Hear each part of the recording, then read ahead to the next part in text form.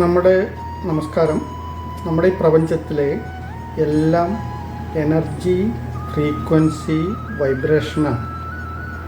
അപ്പോൾ അത് ഓരോ വ്യക്തികൾക്കും ഇപ്പോൾ ഇത് ഇത്രയും ഭാരമുള്ള ഈ മാല ഇത്രയും എനർജിയായിട്ട് കറങ്ങണമെങ്കിൽ ആ ഒരു യോഗീശ്വരൻ്റെ പവർ എത്രയാണെന്ന് ആലോചിക്കാം. സ്ഥിരം സാധന ചെയ്യുന്ന ഒരാളോ മന്ത്രം ജപിക്കുന്ന ഒരാളോ പണ്ട് കാലത്ത് അങ്ങനെയുള്ളവർ വളരെയധികം ഉണ്ടായിരുന്നു. അതായത് സാധകന്മാർ.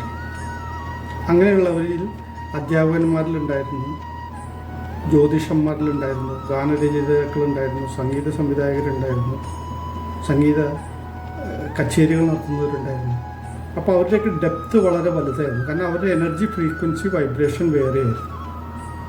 ഇപ്പം അങ്ങനെയുള്ള ഉള്ളിൽ കാമ്പുള്ളത് ഇല്ലാതായി. അങ്ങനെയുള്ള ഒരു ശാസ്ത്രവും ഇപ്പോൾ നമ്മൾ അറിയണമില്ല, അതിനെക്കുറിച്ച് ഇതാവണമില്ല.